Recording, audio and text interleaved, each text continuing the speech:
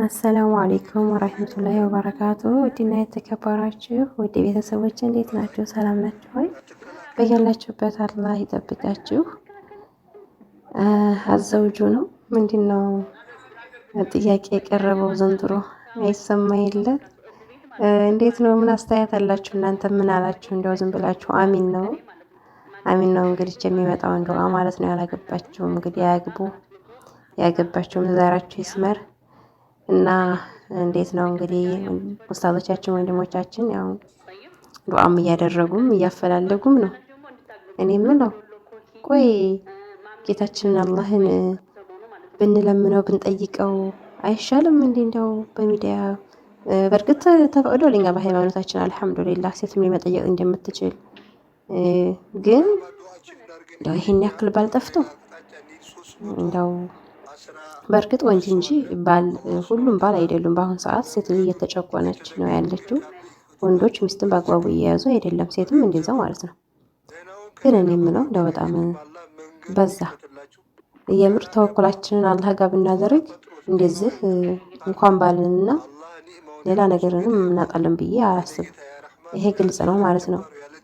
በተቀዋ ያኔ አላህን መለመን ነው እንጂ የምናጣው ነገር አይኖርም። እንዴት ሰውን ከመጠየቅ ወደ አላህ መገደፍ ይበልጣል ብዬ አስባለሁኝ። እስቲ እንግዲህ ዞሮ ወንድሞቻችን ዱዓ እያደረጉልን እየተወያዩም ነው። በሀሳብ ደረጃ ይሄ ፓርት ለምን እንዲህ አልሆነም የሚባል ሰላም አለይኩም ሀሳብ ካለ ስለሱ ማውራት እችላለሁ። ጊዜያችንም ላለመያዝ አህባቢ ደስ የሚለኝ እንደውም በዛ መንገድ ሲሆን ነው እኔ ሀሳብ በደንብ መስጠት የምችለው ብዬ አስባለሁ። ጊዜ ላለመውሰድ ጋዜጠኛው እዚህ ተቀምጧል። አያሳስቦት ዶክተር ዘይኔ ጥሪያችንን አክብረው እንግዳችን ስለሆኑ በቅድሚያ እጅግ ከልብ እናመሰግናለን። በሂባ ቲዩብ ማን ነው ማሜ ቲዩብ ተመልካቾች ስም እንግዲህ ሰሞኑን መነጋገር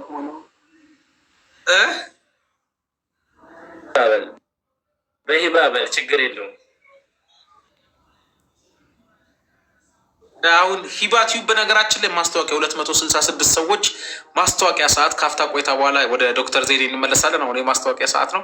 ሂባ ቲዩብ በአዲስ መልኩ ከሚያዝያ 30 ጀምሮ በአዳዲስ እንግዶችና ፕሮግራሞች በሂባ ቲዩብ አዲስ ፕሮግራም ይዞ ይመጣል እና ሰብስክራይብ ያላረጋችሁ ካላችሁ ሂባ ቲዩብን ሰብስክራይብ እያረጋችሁ ጠብቁ።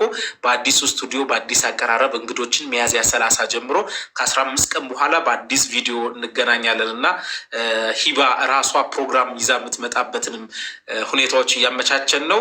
እኛም ደግሞ እንግዶችን ይዘን የምንመጣበታለና ሂባ ቲዩብን ሰብስክራይብ ያላደረጋችሁ ሰብስክራይብ አድርጉ ነው የምንለው። ቀጥታ ወደ እንግዳችን እንመለሳለን። እያወራን የነበረበት እና አሳሳቢው አጀንዳ ሐቂቃውንም አሁን ከቀልዱ ደግሞ ስንወጣ ቁም ነገር ስናደርገው ቅድምም እያነሳን የነበረው ለምንድን ነው ሰው እያገባ ያልሆነው? ስናይ በቪዲዮ ስናይ በፌስቡክ ስንሰማ ምናምን ሰው እያገባ እየመሰለን ነው። ነገር ግን 10 ሰዎች ተሰብስበው ወይም 10 ወንዶች ተሰብስበው በአንድ ቦታ ላይ ከ10ሩ 7ቱ ላጤ የሚሆኑበት ወይም ደግሞ ያላገቡ እየሆኑ ያሉበት ተጨባጭ። በተመሳሳይ መልኩ ሴቶችም ጋር ስንሄድ ደግሞ በተመሳሳይ መልኩ ትዳር ያልያዙ ሴቶች እየበዙ ያሉበት ተጨባጭ ነው። አሁን ቅድም አጀንዳ ተጠምዝዞ ወደ 2ኛ 3ኛ ይሄዳል። ልክ ይሄ አጀንዳ ሲነሳ ያንን ሳይሆን የመጀመሪያውንም ራሱ ማግባት አቅሙ እያላቸው ገንዘቡም አቅሉም ሁኔታዎችም ተመቻችቶላቸው እያገቡ ያልሆኑበት ምክንያት ምንድን ነው? ችግሩ ከማን ነው? ችግሩ ማን ነው? ለዚህ ተጠያቂው በተለይ እንደ ወንዶች የእውነት ሚስት አተው ነው ወይ ለማግባት ፈልገው መተው እናግባ ሲሉ ዙሪያቸው ላይ ሰፈራቸው አካባቢዎች ላይ ዘመን ያው በመሀልም እንግዲህ ኔትወርክ ትንሽ እያቋረጠው ነው ማለት ነው። ኢንሻአላህ ይስተካከላል። ተከታተሉ። ልጆቻቸው ጋር ጓደኞቻቸው ጋር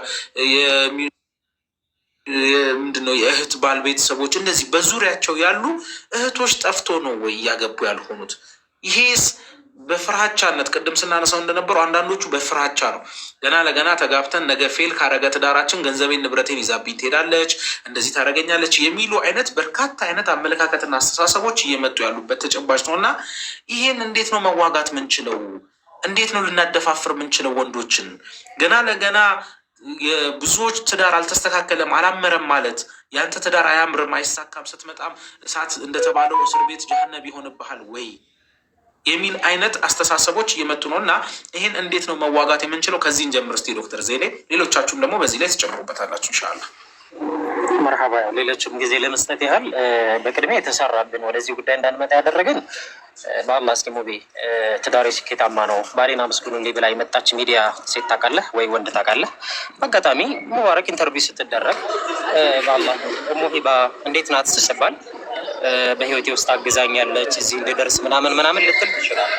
ነገር ግን በሚስት ርዕስ ብቻ ገብተህ ወይ በሚስት ርዕስ ብቻ ገብቼ በቃ ፐርፌክት ናት ብዬ ስለ እሷን ለማመስገን ብቻ መድረክ ላይ ወጥቼ ይሄን ብቻ ፕሮግራም ይዤ የሚመጣ ሰው አለ።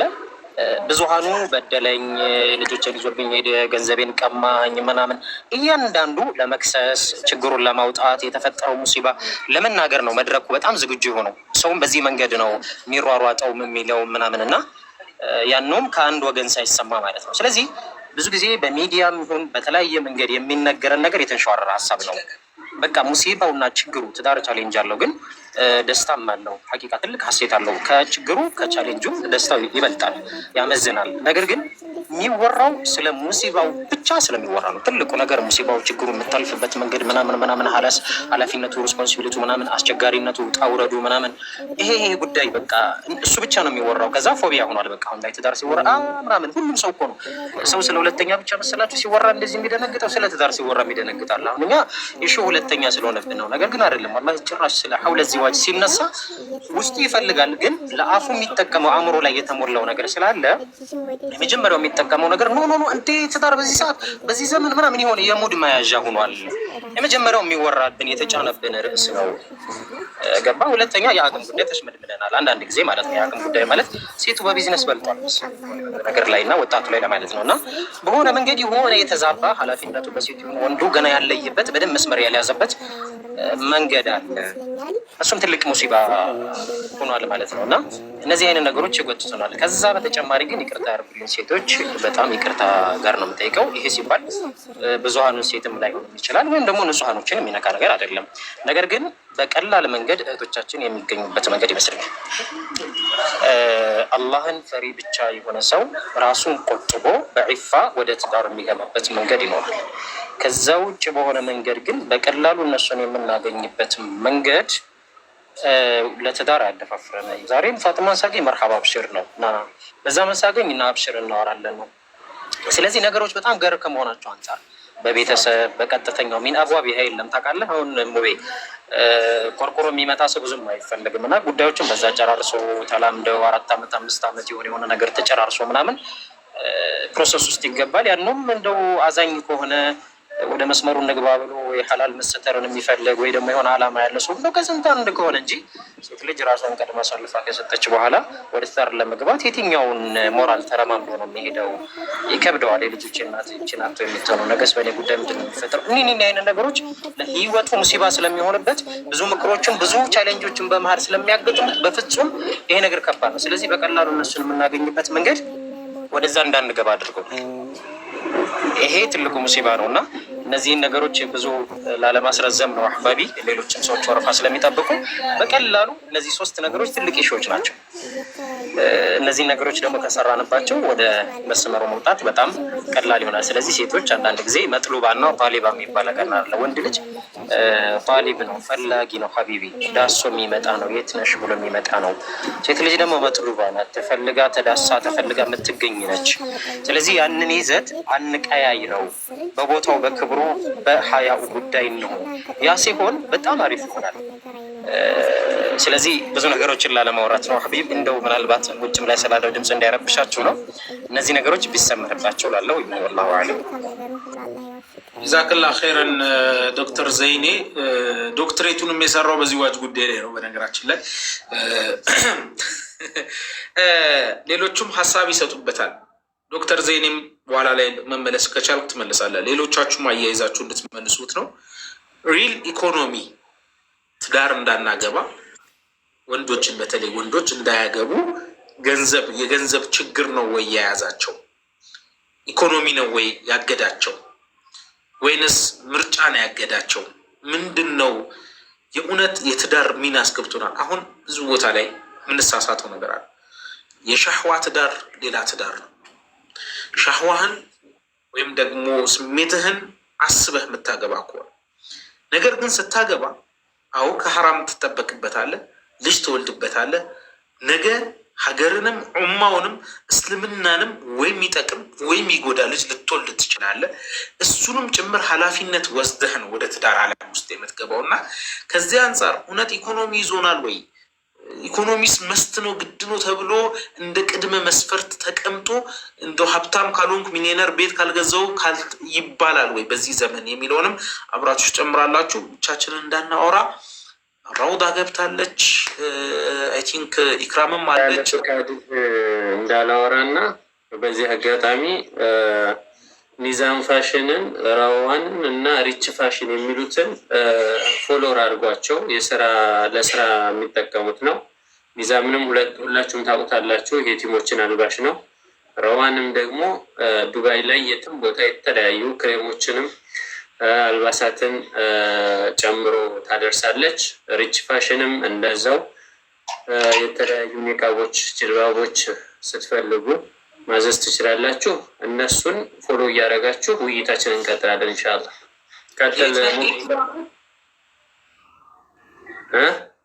የት ነው አድራሻው? ረዋንና ሪችፋሽን ዱባይ ላይ ያሉ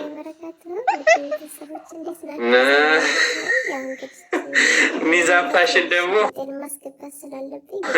ኢትዮጵያ ነው። ቲሞችን ማልበስ ስትፈልግ አድሎና መድሎ ተደርጎብኛል። እኔም ከኒዛም እኔን ለዩኝ። አያቸው ነጃትና ኩሽና ለያቸው። ይቅርታ ሳውዲ ላላችሁ እየተደራረጋችሁ ውይይታችንን መቀጠል እንችላለን። ባረከላሁ ፊኩም። እኔ ደግሞ ራሴ ሳስተዋውቅ እኔንም ፎሎ አድርጉኝ። ማሜ በእንትን ከሆነ የሚያስተዋውቀው ይሄ ሂባ ፋውንዴሽን እስላማዊ ድርጅት ይባላል። እዚህ ድርጅት ላይ እስካሁን 6 መስጂዶችን ሰርተን ጨርሰን አስረክበናል። 5 መድረሳዎችን ሰርተናል። 86 የውሃ ጉድጓዶችን ቆፍረን ለአገልግሎት ሰጥተናል። 5000 በላይ ቁርአኖችን ከደጋፊዎቻችን በተለያዩ የገጠር ክፍሎች ላይ በትነናል፣ አድርሰናል። አሁንም ይሄን ስራ እያስተባበርን እየተንቀሳቀስን እንገኛለን። ፎሎ አድርጉኝ። እሺ እንቀጥላለን ዝግጅታችንን።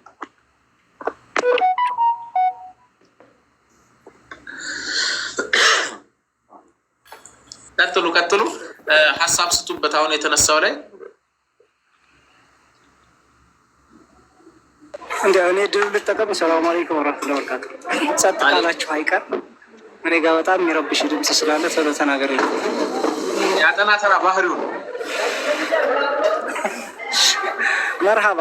እንዲያው አብዛኛዎቻችን ስለ ሚስቶቻችን ምን ያህል ተናግረናል በሚለው በዶክተር ዘይኔ ንግግር ላይ እኔ ፎክር አለ ስለ ሚስቴ መናገር፣ መፎከር፣ ማመስገን ይሄን አጋጣሚ ሁሉ መጠቀም እፈልጋለሁ። ምክንያቱም ሀታ አንዳንድ ወንድሞች እባክህ ዱዓ አድርግልን ትዳር አላህ እንዲሰጠን በሚሉ ሰዓት እንደኔ አይነት ሚስት አላህ ይስጣችሁ እያልኩ ነው እና ዱዓ ማደርግላቸው።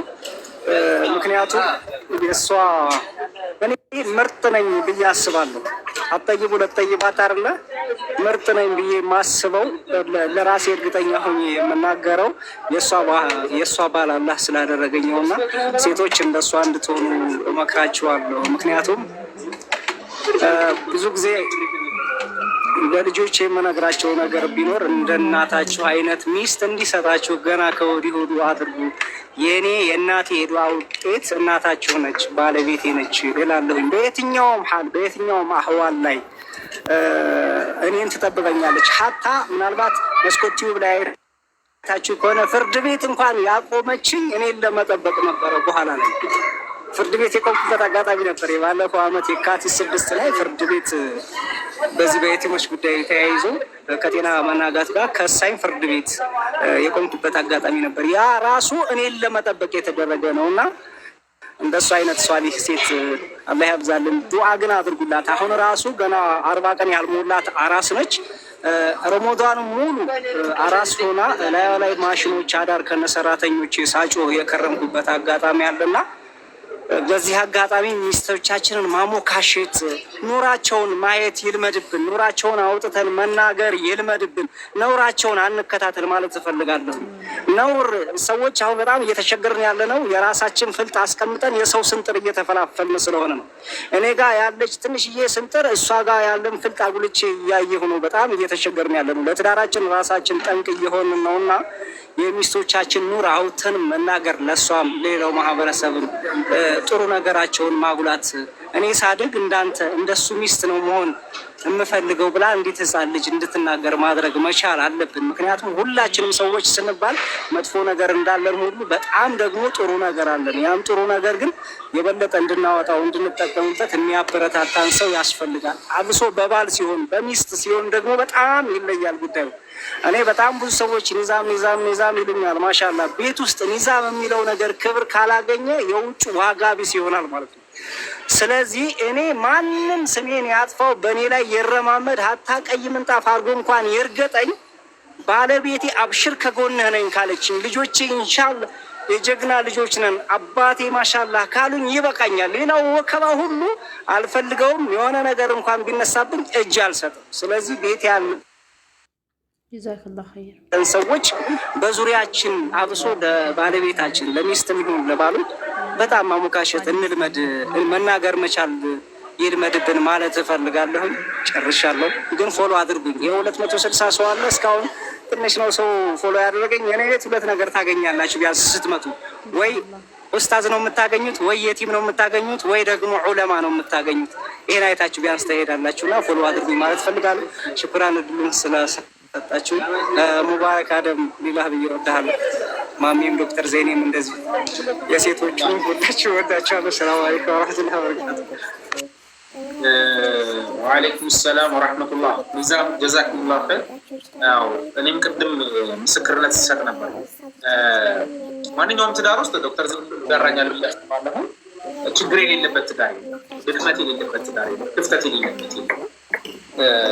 የትኛውም ትዳር ላይ ክፍተቶች አሉ። ግን እነዛን ነገሮች ደግሞ ክፍተቶቹንም ድክመቶቹንም ደካማ ጎኖቹንም የሚሸፍኑ ደግሞ እጅግ በጣም ግዙፍ የሆኑ ነገሮች አሉ። ቅድም እንዳልነው የሆነ ትዳር ወላሂ የአላህ እጅ ያለበት ወይም ደግሞ ህይወታችን በሙሉ የአላህ ተጨባጭ ያለበት ጉዳይ እንዳለ ሆኖ ትዳር ላይ ደግሞ የአላህ ስራ ሁሉ ነገር አላህ ሲፈልገው ነው። አንዳንድ ጊዜ በጣም የሚጠበቅ ትዳር ውስጥ በጣም የሚጠበቁ ባለትዳሮች መካከል ላይ ያለ ሪሌሽን የሞካል የተበላሽ አይ ደግሞ ብለህ የላኮ ቤት ላይ ደግሞ እጅግ በጣም የሚገራረሙ ፍቅር የምታይበት ትዳሮች አሉና አንዳንድ ጊዜ የምንሰማቸው ኔጌቲቭ ነገሮች ቅድም እንደተባሉ በሚዲያም በሉት በምንም ሁሌም ኔጌቲቭ ነገር ይጎዳል። አሁን ዛሬ እዚህ ጋር እያወራን ያለንበት አጀንዳ አለ። ነገ ሰምቲንግ የሆነ አፕል ከሌ እንደዚህ ያደረገ ምናምን ነገር ሲታ ያደረገ የሆነ ታዋቂ ሰው እንዲያደረገ ቢባል አጀንዳው ሳር ቅጠሉ ሁላ የሚያወራው በዛ ጉዳይ ይሆናል። የመጮህ ፕሮባቢሊቲ በጣም ከፍ ያለ ነው የሚሆነው እና ከዚህ አንጻር ኔጌቲቭ ነገሮች ስለሚወሩ ነው እንጂ ብዙዎች በጣም ያማረ ትዳር እጅግ በጣም የሚያስቀና ትዳር እጅግ ወላሂ እኛ ሰፈር አንዱ እንደው ስም አልጠራም እንጂ በቃ የሰፈሩ ሰው ሁሉ ነው የሚቀናባቸው። ቤታቸው ውስጥ ያለ የትዳር አዳብ ጠዋት ከፈጅር በኋላ ያላቸው ፕሮግራም ይሰማል ደግሞ እና በቃ የሚያስቀና ነው። ባለቤቴ ሁሌ ነው የምታነሳቸው በቃ እንትናቸው እና ቅድም እንዳልኩት ብዙ ጊዜ ትዳር የወንድ ትልቅ ኃላፊነት ነው። ወንድ ከተስተካከለ፣ ወንድ ኃላፊነቱን በደንብ ከወሰደ ሐቂቃውን ትዳር ይስተካከላል። አላህ ሲጣላ አይቆርጥም ዱላ ያደርጋል እንጂ ነገር እንዳይበጅ ምናምን የሚባል የሆነ እንትን አለ አይደለ? ዶክተር ዜኔ ምናልባት ቃላቱ ተሳስቼ እኮ ነው አላውቅም።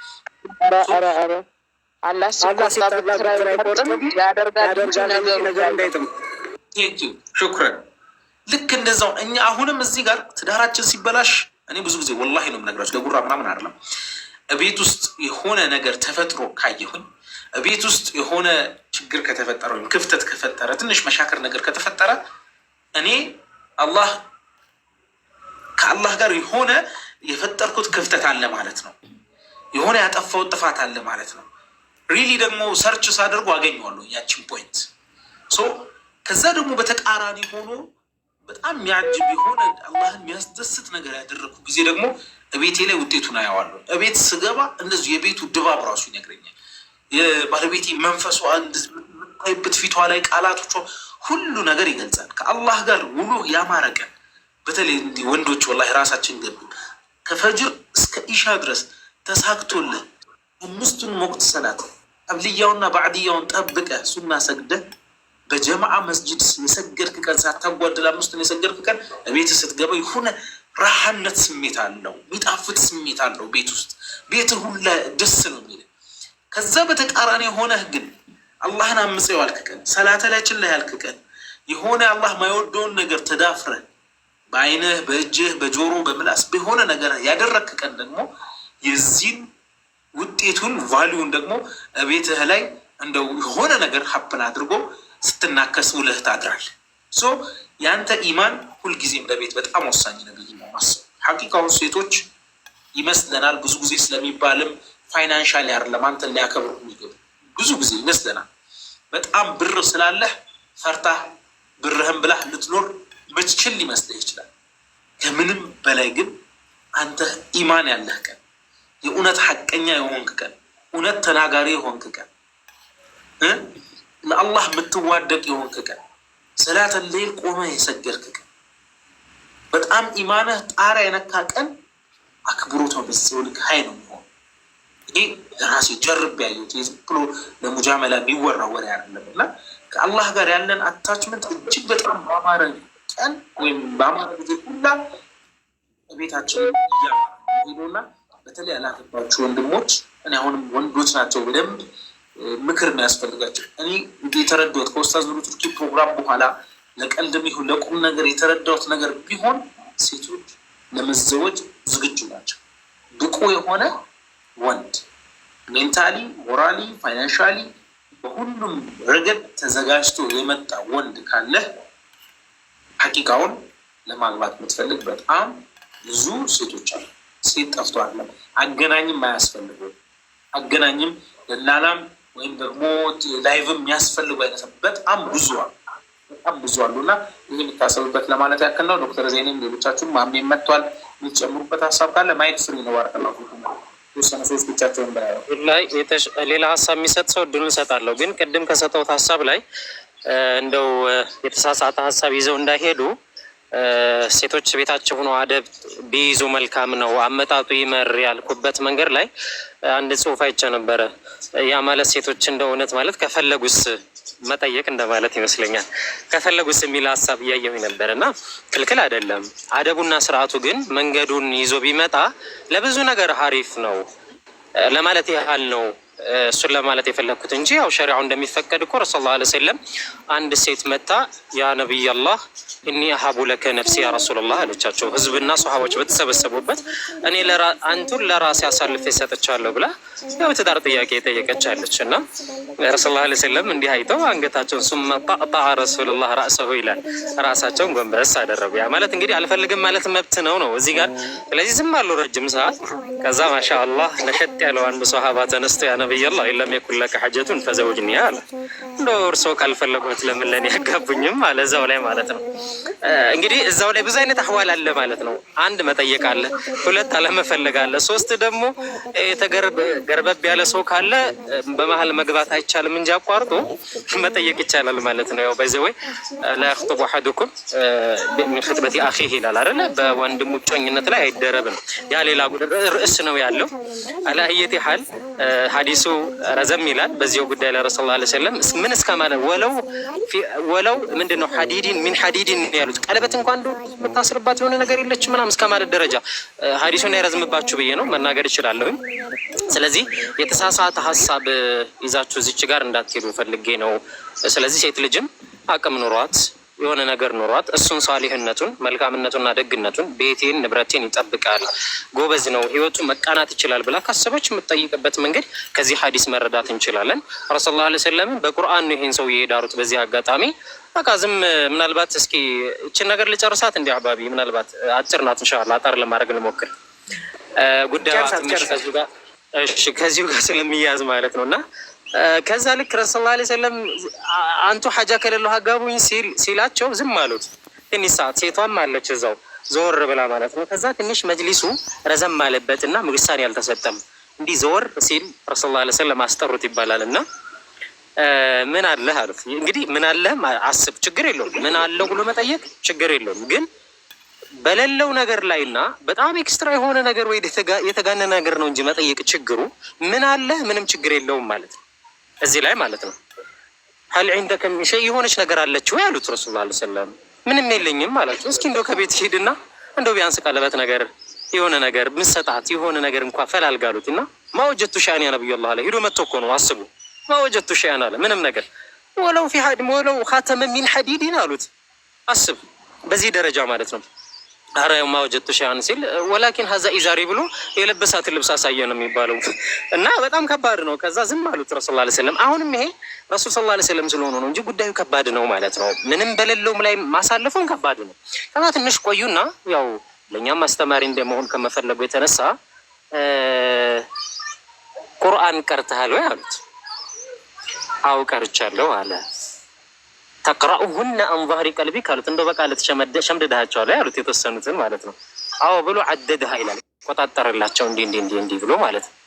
ከዛ በኋላ ለቀድ መለክቱከ ቢማ ማዐከ ሚነል ቁርአን አሉት። በቃል በቃል ማለት ነው።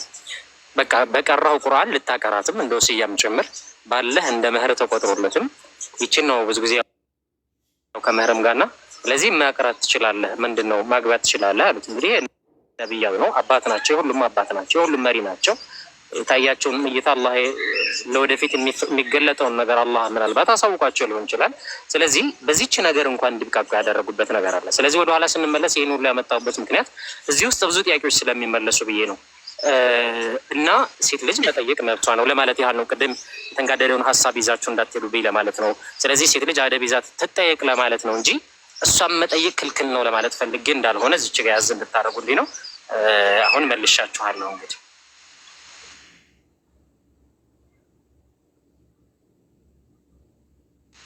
ሚዩትና ሙባረክ ሚዩትና በላው እንደውም ከድጃ ነገር ይነሳል። ዶክተር ዜኔም ያው በዚህ ጉዳይ ላይ ብዙ ስፔሻላይዝ ስላደረጉ እንዲመልሱልኝ።